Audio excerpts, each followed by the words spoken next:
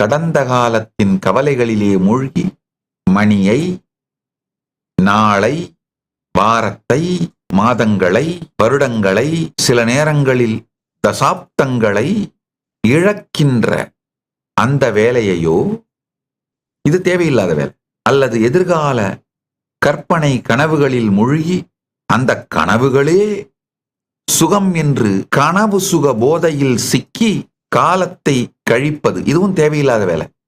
இந்த ரெண்டையும் செய்யாம விட்ட உடனேயே செய்ய வேண்டியவைகளை, சரியானவைகளை தொடர்ந்து செய்ததனால், பரமசிவ பரம்பொருளின் பேரருளால், அவர் இந்த ஞானத்தை சிறுவயதிலேயே எனக்கு கொடுத்தமையினால், பரமசிவ பரம்பொருளின் பேரருளும் என் குரு பரம்பரையின் ஆசியும் அவர்கள் அளித்த வாழ்க்கை முறையும் இந்த சத்தியங்களை சிறுவயதிலேயே எனக்கு புரிய வைத்து வெளிப்படுத்தியதனால்தான் வெறும் 48 ஆண்டுகளுக்குள் பரமசிவ பரம்பொருள் இந்த வெளிப்பாட்டிலே இத்துணை பெரிய திருப்பணிகளை செய்திருக்கின்றார், செய்து முடித்திருக்கின்றார்.